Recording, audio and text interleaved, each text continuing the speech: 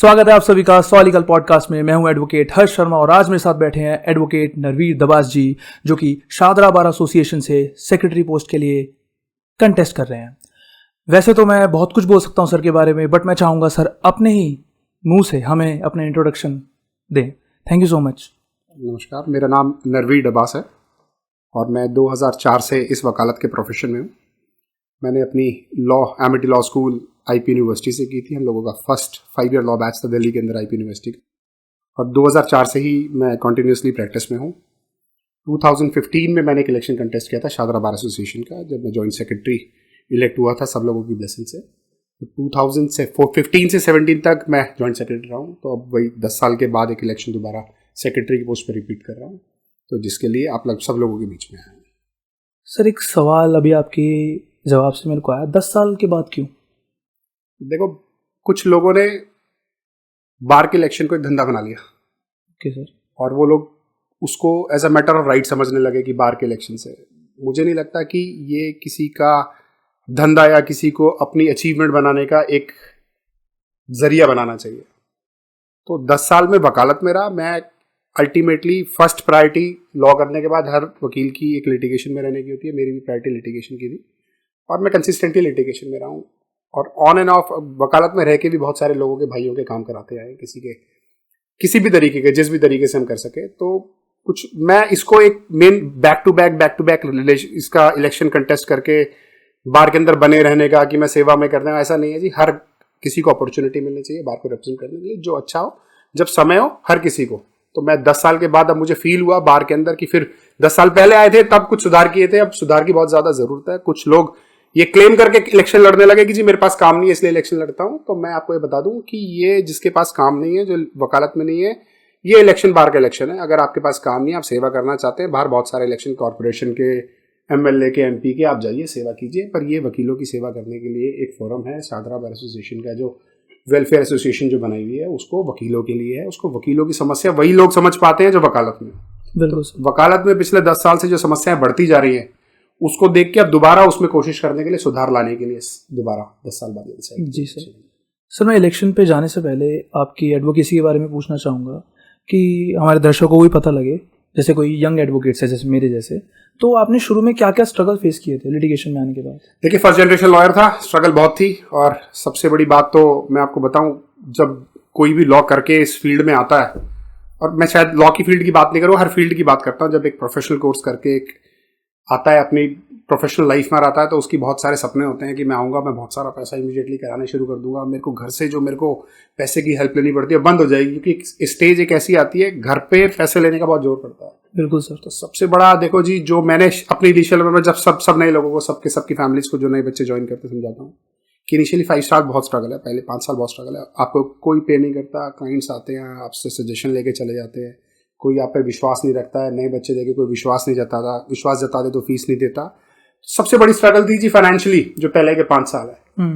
Opportunity मिलनी, senior के साथ जाते थे, सिर्फ पास ओवर एडजमेंट लेके रह जाते थे, बहुत डांट खाते थे। तो हंसने लगे शुरू में, तो हम कहने लगे कि मैं एडजमेंट लेने का एक्सपर्ट हूँ। लोग अपनी एक्सपर्टाइजेशन बताते थे, तो हम भी कहते थे कि जी एडजमेंट लेनी मेरी एक्सपर्टाइजेशन हो गई, मैंने बहुत एडजमेंट ली। पर ठीक है, उस पर आप कोर्ट में गए, कोर्ट में एडजमेंट में लेके भी आप कोर्ट में बैठे, एडजमेंट लेने के लिए भी, तो कोर्ट के अंदर बैठने से बहुत कुछ सीखने को मिलता है। कोई दूसरे वकील को आप देखोगे सीखना। तो मैं सबसे बड़ी स्ट्रगल तो एक सबकी फाइनेंशियल की है, जो मानूंगा नई जनरेशन को, जो भी आता, first generation at least, first generation lawyer के लिए सबसे बड़ी स्ट्रगल शुरू के 5 साल फाइनेंशियल इंडिपेंडेंस है, जो कि बहुत डिफिकल्ट है। तो सर अगर आपको मुझे एक एडवाइस देनी हो जी, क्योंकि मैं लास्ट ईयर एनरोल हुआ हूँ, तो आप मुझे क्या एडवाइस दोगे? मैं एडवाइस ये दूंगा, डोंट लूज पेशेंस। ईमानदारी से काम रखना, विश्वास रखना अपनी कैपेबिलिटी पे। छोटे लालच के लिए गलत काम करने मत भागना। इस प्रोफेशन में आप अच्छा काम करोगे, काम की कमी नहीं है। नाम की, फेम की, पैसे की भी शायद कमी ना हो। आपको थोड़ा सा पेशेंस रखना है, खुद पे विश्वास रखना है, और आप ईमानदारी से काम करो, बहुत काम है, काम की कमी नहीं है। बिल्कुल sir, thank you so much sir. अब आपके आगे से मैं डायरेक्ट इलेक्शन पे घूमना चाहूँगा। प्लीज। जैसे आपने बताया कि काफ़ी करप्शन है, काफ़ी सब चीज़ें चल रही हैं हमारे बार में, तो सबसे पहले मैं आपसे प्रॉब्लम्स पूछना चाहूँगा कि अगर आप सेक्रेटरी की पोस्ट पे नियुक्त होकर आते हो, तो सबसे पहली कौन सी वो प्रॉब्लम्स है जिनको आप एड्रेस करोगे? सबसे पहली बात तो अब मैं आपको बता दूं, इलेक्शन कमेटी हमारी बनी तो हमारे को पता चला कि जी बार के अंदर सिर्फ कोई फंड ही नहीं बचा। उन्होंने मना कर दिया कि जी 1 लाख रुपए बार के अंदर फंड बचाओ, बाकी फंड ही नहीं, इलेक्शन कराने के लिए फंड नहीं। अब इलेक्शन कराने के लिए हमारी कॉन्स्टिट्यूशन में जो शादरा बार एसोसिएशन का कॉन्स्टिट्यूशन है उसके अंदर एक प्रिस्क्राइब्ड इलेक्शन लड़ने के लिए एक फीस है। आप सोचिए इलेक्शन कमेटी को उस फीस से ज़्यादा पैसे चार्ज करने पड़ रहे हैं इलेक्शन कराने के लिए, ताकि एक ऐसा अमाउंट इकट्ठा हो जाए कि इलेक्शन करा पाए। मैं आपको बताऊं, मेरी नॉलेज के हिसाब से 40 to 45 लाख रुपीस ड्यूज के आए थे जो लोगों से इकट्ठे हुए थे इस ड्यूज के। जी and surprise to see all that money has been spend, जिसकी कोई भी ये नहीं बताना चाहता कहाँ हो गया। सब कहते हैं जी बार एम्प्लॉइज को पैसे दे दिए। बार एम्प्लॉइज को पैसे तो हर महीने जा रहे थे, उन 40 to 45 लाख रुपीस आने से पहले भी जा रहे थे, पर अल्टीमेटली वो पैसा आया उनको। अब उसकी डाइवर्जन कहाँ हुई, कहानी में कुछ नहीं पता जी। किसी के भी नाम का चेक बन जाता है, कहते हैं जी फाइनेंशियल असिस्टेंस है, कोई एप्लीकेशन डिस्प्ले में नहीं है, कोई रिकॉर्ड में कभी कुछ नहीं मिलता जी क्या बीमारी थी किसी को, फाइनेंस जो एक्चुअल नीडी है उन तक वो फाइनेंशियल असिस्टेंस पहुंच नहीं रही। बहुत सारे लोग बार के चक्कर काट काट के थक गए कि जी हमारे को ये फाइनेंशियल असिस्टेंस चाहिए, उनको सिर्फ ये कह दिया जाता है कि जी बार के पास फंड नहीं है, और जहां जिनका मन करता है उनको फाइनेंशियल असिस्टेंस प्रोवाइड करा दी गई। और उसके अलावा पार्किंग हमारी कोर्ट में एक सबसे बड़ी समस्या है जी सर। पार्किंग एक सबसे बड़ी समस्या है। आधी रोड वेंडर्स ने ऑक्यूपाई कर ली है, आधी बची कुची पे पार्किंग जो कि हाईकोर्ट ने कहा था फ्री रहेगी रोड पे, उस पे एक पार्किंग का ठेकेदार बैठा दिया गया। उसकी कोई अपोजिशन करता है तो बारी ही के कुछ ऑफिसर्स हैं हमारे ऑफिस के बार बियर्स, वो वकीलों को धमकाने लगते हैं कि जी तुम्हें क्या, तुम जाके कंप्लेंट करो, पार्किंग वाला को पार्किंग ले। एक एरिया प्रिस्क्राइब्ड एमसीडी का उससे एक्सीड करके वो पार्किंग के चार्जेस ले रहा है, पर कोई देखने वाला कोई बोलने वाला नहीं है। मेन रोड पे गाड़ियां खड़ी होती है, हर सेकंड डे कोई गाड़ियों के शीशे फोड़ जाता है, उनसे लैपटॉप चोरी हो रहे हैं, उनसे मोबाइल चोरी हो रहे हैं, उनसे फाइल चोरी हो रही है, कोई देखने वाला कुछ नहीं। साफ सफाई की मेजर प्रॉब्लम है। आप जाओगे कोर्ट के अंदर बुरा हाल है, बाहर का क्लाइंट आता हुआ, ठीक ठाक क्लाइंट आता हुआ, चैम्बर में आते से लगता है सर बहुत बुरा हाल है, आप कहीं बाहर मिल लो। कोर्ट के अंदर घुसना, कोर्ट के अंदर तक रहना, सिक्योरिटी पर्पज से आप देखो, सिक्योरिटी पर्पज से भी एक गेट है, नई कोर्ट बिल्डिंग बनी थी, एक इतनी बड़ी मेन गेट सिर्फ जजेस के लिए है जी, सब बाकी पीछे से घूम के आएंगे सब, कोई किसी बारे में कोई बात नहीं कर रहा था। उससे बड़ी एक प्रॉब्लम है चैम्बर्स की, सिटिंग स्पेस की। शादरा बार की स्ट्रेंथ 17,000, 3 डिस्ट्रिक्ट यहाँ पर हैं, बैठने के लिए जगह देखिए लगेगी। नई 2 कोर्टें बन रही हैं, बाइफर्केशन शुरू हो गया है, नॉर्थ ईस्ट की कोर्ट और एक प्रॉब्ली एक अलग डिस्ट्रिक्ट की कोर्ट के पास बननी शुरू हो गई है। आपने उसको अपोज नहीं किया, चलिए कोई बात नहीं। मैं कह रहा हूँ एटलीस्ट ये डिमांड तो as a leader of the bar आपको रखनी चाहिए थी कि जी ठीक है आप कोर्ट बनाए हैं, बट मेक श्योर कि आप कोर्ट के साथ साथ चैम्बर और सीट्स की, सिटिंग की अवेलेबिलिटी कराएं कोर्ट को। सब कुछ डिजिटलाइजेशन हो गई है। अब आप एक एप्लीकेशन फाइल करने जाओ, वकालतनामा फाइल करने जाओ, तो जज कहता है नहीं जी पहले ऑनलाइन फाइल करके आओ, फाइलिंग नंबर लेके आओ तब आना। फाइलिंग नंबर लेने के लिए आपके पास कंप्यूटर की सुविधा, आपके पास स्कैनर की सुविधा, अपलोड के लिए इंटरनेट की सुविधा, वो सब तब होगी जब आपके पास बैठने की जगह होगी। किसी के पास बैठने की जगह नहीं है, धक्के खाने पड़ रहे हैं स्कैन कराने के लिए, उसको अपलोड कराने के लिए, उसके बारे में कोई बात नहीं करता, उसके बारे में कोई बात नहीं है। सिर्फ झगड़ा रह गया, पार्किंग का रह गया जी, फंड्स का रह गया जी। अरे उसके अलावा सर्टिफाइड कॉपी आप जाओ, कई महीने लंबी लाइन लगी है, कोर्ट कहते थे जी स्टाफ नहीं है, सर्टिफाइड की लोगों लाइनें लगी पड़ी हैं। बिल्कुल सर। ऑनलाइन ऑर्डर्स अपलोड नहीं होते जी, जजमेंट्स अपलोड नहीं हो रही जी, कोई कहने वाला देखने वाला नहीं है। तो ये सारी बातें कोई तभी समझ पाएगा जब वो इस लिटिगेशन में आएगा। 138 के केस सबसे ज्यादा फाइलिंग है, आप देखें समनिंग पे 1 साल की डेट है जी सर। अल्टीमेटली 1 या 2 साल बाद क्लाइंट थक के चला जाता है कि जी आज तक तो सर्विस नहीं हो पाई, 1 साल तक कौन इंतजार करेगा। उन बातों पे कोई बात नहीं करना चाहता, उन बातों पे कोई बोलना नहीं चाहता। डिजिटल कोर्ट्स बन गई, मुझे लग रहा है उन्होंने कोई काम रिड्यूस नहीं करा, उन्होंने काम बढ़ा दिया NIA की, पर कोई बोलने वाला नहीं है क्योंकि किसी को दिख नहीं, कोई बोलना चाहता नहीं। जैसे सर आपने बैठने की बात करी कि भाई हमारे चेम्बर्स नहीं है, सर ये तो यंगस्टर्स के लिए भी बड़ी प्रॉब्लम है। जी बिल्कुल। क्योंकि सर मैं अपना एक्सपीरियंस अगर आपसे शेयर करूं तो जैसे जब मैं कॉलेज में था तो हमारे खास कर, क्योंकि मैं भी यहीं रहता हूं इस एरिया में, तो हमारे शादरा बार की, हमारे ककड़ुमा की इमेज बहुत ख़राब कर रखी है। मैं पूछता था कि भाई आपको लिटिगेशन करनी है, आप कहाँ जाओगे, तो लोग या तो भाई मैं तो साकेत जाऊँगा या मैं पटियाला हाउस चला जाऊँगा, कोई ककड़ुमा बोलता ही नहीं था। ठीक है ना, मेरे को भी जब मैंने लॉ में आया था तो मुझे किसी ने कहा था कि जी देखिए शादरा बार से दूर रहना और मैं आपको बताऊंगा, पहले तीसरी गया, उसके पर्पस अलग थे। तीसरी जाने का उस टाइम पे यहाँ पर सिविल का काम नहीं होता था, कुछ MMs बैठते थे, सेशन कोर्ट्स नहीं थी। डिस्ट्रिक्ट उस टाइम पूरी दिल्ली में एक ही होता था, फिर बाइफर्केशन हुई, डिस्ट्रिक्ट वाइज हुई। कड़कड़डूमा आज की तारीख में सबसे बड़ी कोर्ट है, 3 डिस्ट्रिक्ट सिर्फ इसी कोर्ट में। जी सर। 3 डिस्ट्रिक्ट सिर्फ इसी डिस्ट्रिक्ट कोर्ट, एक ऐसी डिस्ट्रिक्ट कोर्ट है जहाँ 3 डिस्ट्रिक्ट है। कड़कड़डूमा सिर्फ कुछ लोगों ने बदनाम कर रखी है। कड़कड़डूमा में अब समय चेंज हो गया, अब बहुत अच्छे इंटेलिजेंट बच्चे आने लगे हैं जो लिटिगेशन में बहुत अच्छा कर रहे हैं, बहुत अच्छा आर्ग्यू करते हैं, कि बहुत अच्छी रिसर्च करके आते हैं, बहुत अच्छी ड्राफ्टिंग कर रहे हैं। अब समय भी, टाइम भी आ गया है। मैं आपको बताऊं कि पहले लोग अपने बच्चों को कहते नहीं जी कड़कड़डूमा बहुत बुरा हाल है, हम नहीं भेजना चाहते। हमें वही सब चीजें बदलनी है। हम चाहते हैं इसको भी एट पार लाए बाकी बार्स के हिसाब से, कि कोई ये ना कहे जी कड़कड़डूमा तो नहीं प्रैक्टिस करने लायक जगह। नहीं, क्यों नहीं है? 3 डिस्ट्रिक्ट है, वही कोर्ट है, वही कमर्शियल कोर्ट्स है, वही फैमिली कोर्ट्स है, वही एडीजेज है, वही सिविल जज है, वही एमएम है। उसमें डिफरेंशिएट किस बात का? बिल्कुल सही बात है। सिर्फ यहाँ की गुंडागर्दी खत्म करनी है, यहाँ के लोगों की जो कुछ बदतमीजियां करते हैं लोगों को खत्म करना है। सब आए, प्यार से रहे, वकालत करें अपनी ईमानदारी से और अपने घर से। उसी चेंज के लिए कोशिश है कि इलेक्शन। बिल्कुल सर, मतलब मैं आपकी बात से जो गैदर कर पाया हूँ कि स्कोप बहुत है, सपोर्ट की जरूरत है, स्कोप बहुत है, सुधार की जरूरत जी। ओके सर, हमने प्रॉब्लम्स की बात कर ली, आपने भी करप्शन भी बीच में आपने थोड़ा सा हमें बताया। तो सर ये जो करप्शन है इसको ठीक कैसे किया जाए? क्योंकि ठीक करने के बहुत सारे बेसिस है। मैं आपको बताऊं, जब मैं 2015 के अंदर बार के अंदर इलेक्ट होकर आया तो मैंने एक बड़ी सरप्राइजिंग चीज़ देखी। वो सरप्राइजिंग चीज़ ये थी कि शादरा बार एसोसिएशन के जितने भी मेंबर्स थे ना, उसका रिकॉर्ड एक एक्सेल की फाइल पर था। उस पूरी एक्सेल की फाइल पर शादरा बार का रिकॉर्ड था। अगर वो एक्सेल की फाइल करप्ट हो जाए तो शायद ये भी ना पता चल पाए कि शादरा बार के अंदर कितने मेंबर है, कितने। हमने उसको डिजिटलाइजेशन कराया। हमने उसको मेंबरशिप नंबर नहीं थे किसी को, हमने सारा रिकॉर्ड स्कैन करा के एक ऐप खरीदी, एक ऐप बनवाई स्पेशली। ऐप के अंदर एक एक आदमी का नंबर का रिकॉर्ड चढ़ा कि एक्सेल शीट में तो कोई भी आदमी किसी का भी बीच में नाम डाल देता था, वो बैक डेट से मेंबर बन जाता था, senior member, without paying anything. हमने डिजिटलाइजेशन कराया उसका। हमने एक अकाउंट अलग खुलवाया मेंबरशिप की फीस का, ताकि ये रहे कि साल में अगर 100 लोग मेंबर बने हैं तो 1650 रुपये मेंबरशिप, तो 1,65,000 रुपये हमारे को खाते में दिखे, ताकि हम कंपेयर कर पाए, हाँ जी एक्चुअल में इन लोगों ने पे किया और ये पे करके मेंबर बने।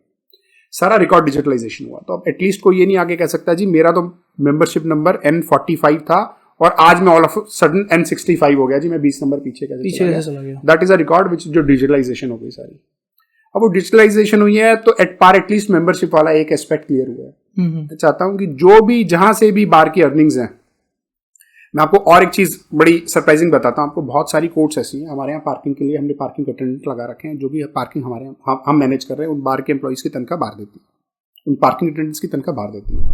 आप साकेत जाइए, आप द्वारका जाइए, वहां पर एक एजेंसी हायर हो रखी है जिसकी सैलरी डायरेक्ट डीजे के अकाउंट से, पीडब्ल्यूडी के अकाउंट से जाती है उसको मेंटेन करने के लिए।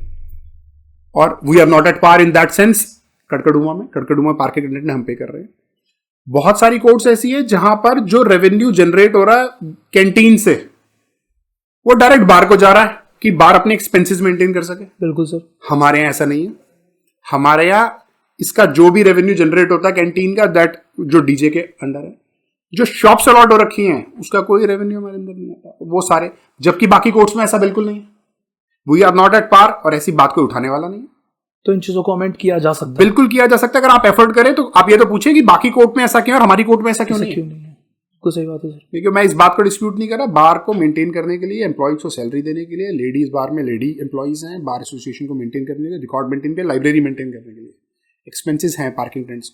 बट ऐसा नहीं है, बाकी कोर्ट में भी तो वो सारी चीजें, बहुत सारी चीजें मैनेज हो रही हैं।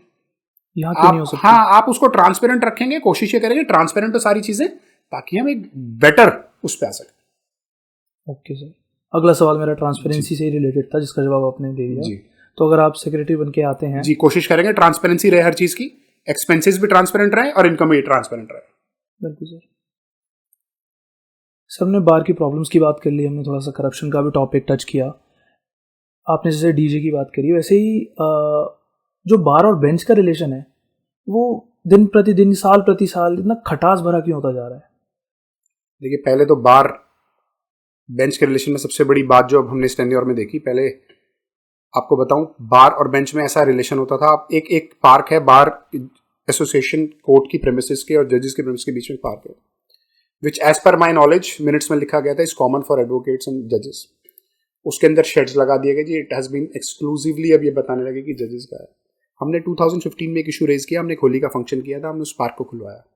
ओके उसके अंदर बार का फंक्शन हुआ, सीएम वाज इनवाइटेड, जजेस वर इनवाइटेड, वो पूरा फंक्शन उस पार्क में हुआ, बार का पूरा फंक्शन हुआ। अब वो फिर उसके ताला लग गया है।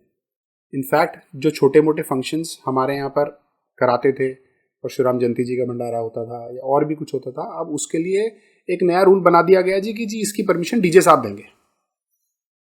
बार का फंक्शन है, हमें क्यों जरूरत है किसी डीजे से परमिशन लेने की? जजेस के फंक्शन होते हैं ऊपर सेकंड फ्लोर ई कोर्ट के सामने, आपने कभी देखा हो, और जिस दिन वो फंक्शन होता है ना 2 बजे के बाद उस कॉरिडोर को खाली करा दिया जाता है। कहते हैं जी सारे जजेस उस कॉरिडोर के अंदर जो भी कोर्ट्स हैं उनको कहते हैं जी काम 2 बजे के बाद नहीं होगा, हमारा फंक्शन है। उस काम के लिए किसी की कोई परमिशन की जरूरत नहीं होती। यहाँ तक के लिए कॉन्फ्रेंस हॉल है, बार एसोसिएशन के अंडर है, उसके लिए परमिशन लेने के लिए कहते हैं डीजे के पास जाना पड़ेगा। क्यों जाना पड़ेगा भाई? कोई इलीगल एक्टिविटीज तो कर नहीं रहे हैं, कोई कॉन्फ्रेंस रूम में कोई फंक्शन कर रहे हैं, ऑन रिकॉर्ड बार एसोसिएशन का ऑफिस है, बार एसोसिएशन के पास है, तो क्यों परमिशन लेनी पड़े? ये सब रिलेशन इसलिए खराब हो गए अगर आप अपने पर्सनल मोटिव्स के लिए बार के जो रिप्रेजेंटेटिव्स हैं वहां पर जाके अपने कार्ड देके रिसीवर बनने के लिए रिक्वेस्ट करने लगे। तब आप जब उनसे ऐसे फेवर्स ले लोगे ना तो आप उनसे सही बातों पे आवाज उठाने के लिए आपकी आवाज दब जाएगी। बिल्कुल सही बात है। सबसे बड़ी वजह उसकी ये है कि आप पर्सनल फेवर्स लेने जाओगे तो आप बाकी लोगों के लिए नहीं आवाज उठा सकते, उनसे लड़ना ही भूल जाओगे, जिसकी सबसे बड़ी वजह बार और बेंच की रिलेशनशिप खराब होने की सबसे बड़ी वजह है। ऐसे ही सर आजकल यंग एडवोकेट्स भी थोड़ा एक माहौल सा बन गया, डरने लगे हैं जजेस से कि भाई वो जाते हैं उन्हें कि आज तो डांट पड़ जाएगी। क्योंकि sir to be very frank, शुरू में आपको काम सीखना ही पड़ता है, एकदम से किसी को नहीं आता। तो सर इसमें आपको क्या लगता है, बार कुछ हेल्प कर सकती है यंगस्टर्स की? मैं जो डर है वो यंगस्टर्स को, बार को नहीं, एज एन एडवोकेट में बता रहा हूँ, मेरे अभी बहुत यंगस्टर्स हैं। अगर आप उनको आने वाले शुरू के 2 साल में अपॉर्चुनिटी नहीं दोगे आर्ग्यू करने की, डांट पड़ेगी, खाओ। बिल्कुल सर। अगर डांट के डर से पढ़ोगे ऐसा नहीं, हमने भी शुरू में बहुत डांट खाई है, फिर डांट खाई है, नहीं पढ़ा था, उन्होंने कहा फाइल के कुछ पूछा नहीं पता, डांट पड़ी। आप उस डर से पढ़ना शुरू करोगे, अगर आप उस डर को फील करने लगोगे ना तो आप अपने आप ऑन रिकॉर्ड्स हो जाओगे। बट एक there is a difference between डर और बदतमीजी। बदतमीजी आप बिल्कुल किसी जज की सहन मत करो। आपको काम के लिए फाइल ना पढ़ने पर कोई कुछ समझा रहा है, बिल्कुल आप उसको टेक इट एज अ कि पनिशमेंट की, ठीक है मैंने गलती करी है, मैं पनिशमेंट ले रहा हूं, मेक श्योर कि मैं अगली डेट पे जाऊंगा तो मैं पूरी फाइल पढ़ के जाऊंगा, I will be on my toes, और मैं एक एक बात का जवाब दूंगा।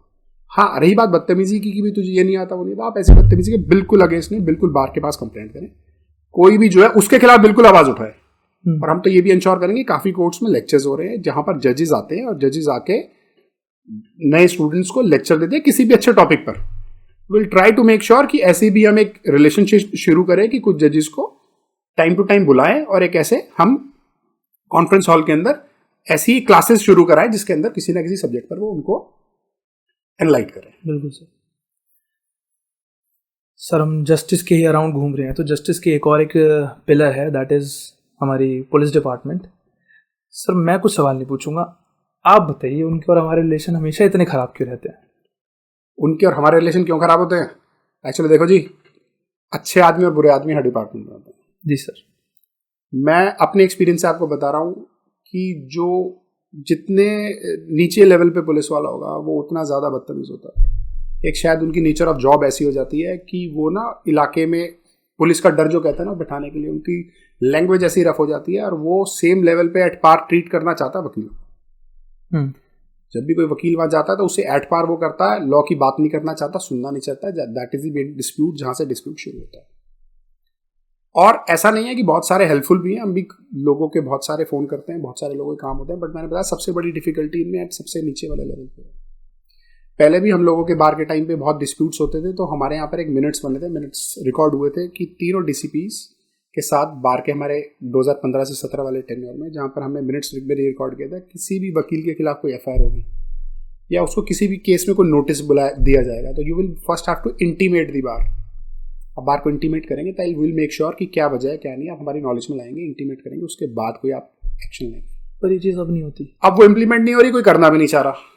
उस टाइम पे हम इंश्योर करते थे कि हर एक महीने में एक मीटिंग होती थी, तीनों डीसीपीज बार ऑफिस में आते थे, जो भी जिस भी लॉयर के रिलेटेड कोई प्रॉब्लम होती थी हम उनको उनके सामने रखते थे और उसको डिस्कस करके उसका एक सॉल्यूशन निकालने की कोशिश करते थे। बिल्कुल बंद हो चुकी है।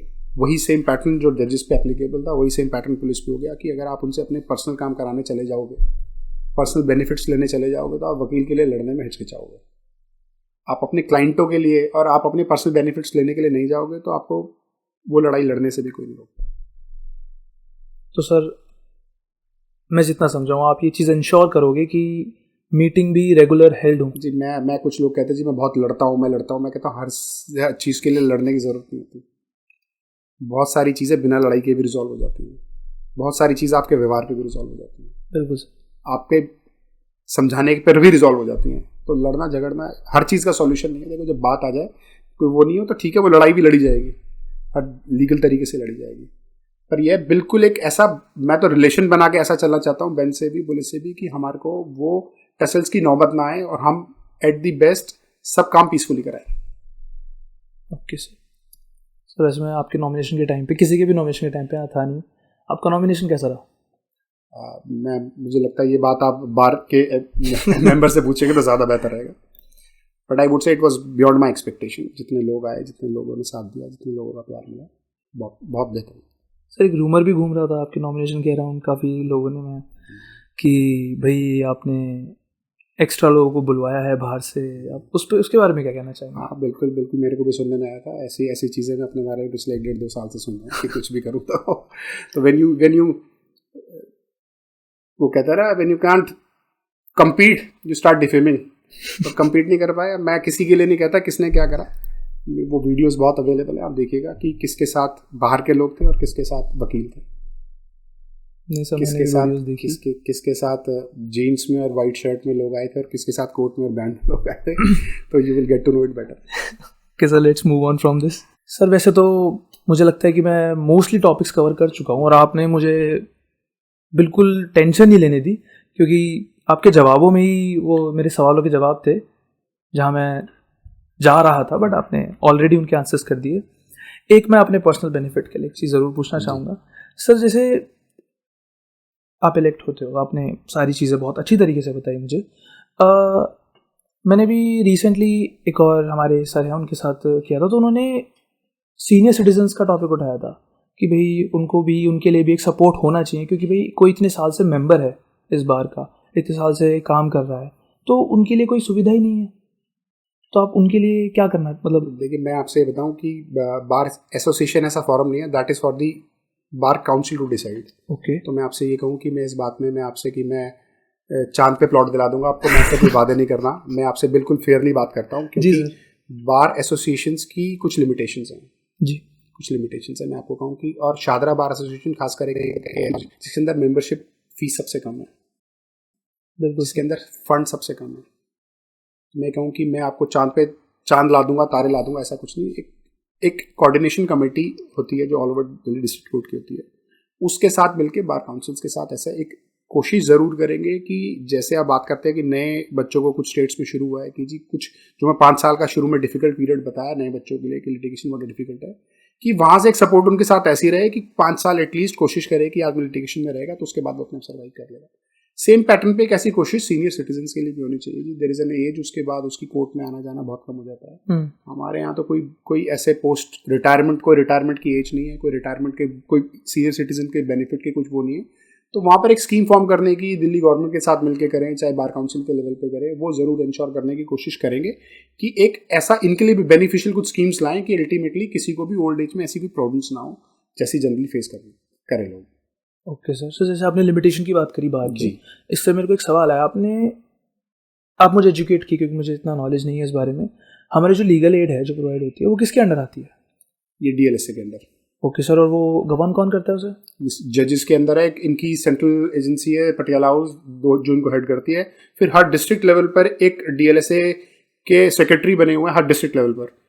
दिल्ली में 11 डिस्ट्रिक्ट है सपोज, तो 11 के 11 के अंदर डिस्ट्रिक्ट में अलग अलग सेक्रेटरीज बने हुए हैं, जिसके अंदर ये सारी डीएलएसए के पैनल वाला सारा सिस्टम जो उनके अंदर आ रहा है। एक उन्होंने नया एक और चीफ लीगल ऑफिसर करके इन्होंने एक नया पैटर्न डिसाइड किया है, जिसके अंदर वो कहते हैं कि जी एक ही आदमी होगा, वही ऑफिस रन करेगा, थाने में भी वही जाएगा, जेल में वही जाएगा, कोर्ट में भी वो रिप्रेजेंट करेगा। That is going to be implemented, जिसकी अभी तक किसी ने कोई चर्चा नहीं की, जिसकी कोई ऑपोजिशन कभी नहीं हुई।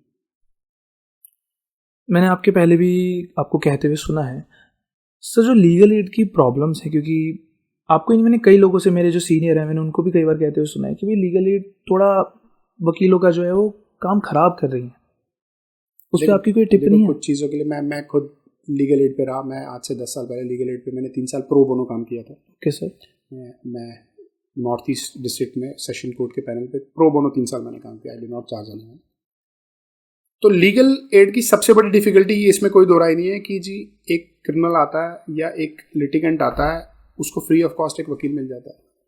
सबसे बड़ी डिफिकल्टी है, कुछ लोग तो ऐसे हैं, लेडीज हो गई, बच्चे हो गए, उनके लिए तो कोई क्राइटेरिया नहीं है कि अगर आप लेडी हैं, बच्चा है और आप जेल में, तो आपको as a matter of right legal aid counsel मिल जाएगा। पर बहुत सारे लोग ऐसे हैं, they own properties, they have money, उनको सिर्फ एक एफिडेविट मांगा जाता है और वो एफिडेविट फाइल कर देते हैं कि जी my income is below such and such, तो मेरे को लीगल एड दिला दिया जाए, and they are granted a legal aid counsel. एक तो उस बात पे कोई उनकी वेरिफिकेशन कुछ नहीं होती जी, और वो बड़ी इजीली लिटिगेशन एंजॉय करते हैं, कॉस्ट सरकार बियर कर रही है, DLSA बियर कर रही है, and they enjoy there litigation. दूसरा, क्रिमिनल्स, मैं कहता हूँ उसके अंदर कुछ ना कुछ रूल ऐसा बने कि जी ऊपर से चेंजेस ऐसे हैं कि जी अगर आप जेसी में हो तो there should be particular number of cases कि जिसके अंदर आप DLSA अवेल कर सको। एक क्रिमिनल 100 केस चल रहे हैं और 100 के 100 फ्री में सरकार के पैसे पे मुकदमा लड़ रहा है। तो इसमें बार का कुछ रोल है? बार कुछ कर सकते हैं? बार का कुछ नहीं, बार को तो इन चीज़ों के खिलाफ अपोजिशन करा के, कोई पॉलिसी ऐसी फ्रेम करा के, लॉ के अंदर अमेंडमेंट ला के, चेंजेस ला के, ऐसी चीज़ें के लिए आवाज़ उठानी चाहिए, जो बिल्कुल नहीं उठ रही, क्योंकि किसी को पता ही नहीं है। जो रिप्रेजेंटेटिव आए हैं वो क्लेम करते हैं कि जी हमारे पास कोई फाइल नहीं है, उसको अचीवमेंट बताने लगे हैं, तो इस डायरेक्शन में ये बात जा रही है। ओके सर, वैसे तो मैं सारे टॉपिक्स कवर कर चुका हूँ, मुझे तो मन कर रहा है और थोड़ी बहुत बात कर लूँ सर से। और कुछ है क्या भाई? मेरा मन कर रहा है, मेरा तो मन नहीं कर रहा है यहाँ से उठने का। नहीं करो यार, पूछो। सर आप ही बता दीजिए कुछ नहीं, मेरे ख्याल तो सारी चीज़ आपने कवर कर ली, मैंने और कोई चीज़ रह गई तो पूछ सकते हैं। नहीं सर, बाकी मैं आपसे एक रिक्वेस्ट करना चाहूँगा, अगर आपको अपील करना है लोगों से तो आप प्लीज़। मैं तो ये कहता हूँ, मैं सबसे ये कह रहा हूँ कि 20 साल से इस प्रोफेशन में हूँ और मैं इसको एज अ बिजनेस नहीं देख रहा बार एसोसिएशन में आने के लिए। आप लोगों ने मुझे पहले भी देखा है 15 से 17 वाले टेन्योर में, और 10 साल बात कर रहा हूँ, हर साल रिपीट नहीं करता। अगर आप लोगों को लगे मैं सीट के लिए कॉम्पिटेंट हूँ तो मुझे ज़रूर वोट करें, यही मेरी आपसे रिक्वेस्ट है। तो वही मैं सभी दर्शकों से कहना चाहूँगा, आपने सर की सारी बातें भी सुनी और सर की अपील भी सुनी। अगेन एंड में यही बात है, जो आपको लगता है सही आप उसको वोट कीजिए, कौन लगता है आप खुद समझदार हैं। मुझसे किसी मेरे सीनियर ने एक बात कही थी कि आप लॉ करके आ रहे हो 5 साल, आप पढ़े लिखे हो, आप समझदार हो, right? So vote for the right and कहते हैं ना एकदम सही कैंडिडेट के लिए। बाकी आज के लिए इतना ही, और मैं सर का बहुत बहुत शुक्रिया करना चाहूँगा सर हमारे साथ बैठने के लिए। तो signing off, advocate Harsh Sharma and advocate Narveer Dabas ji. Thank you.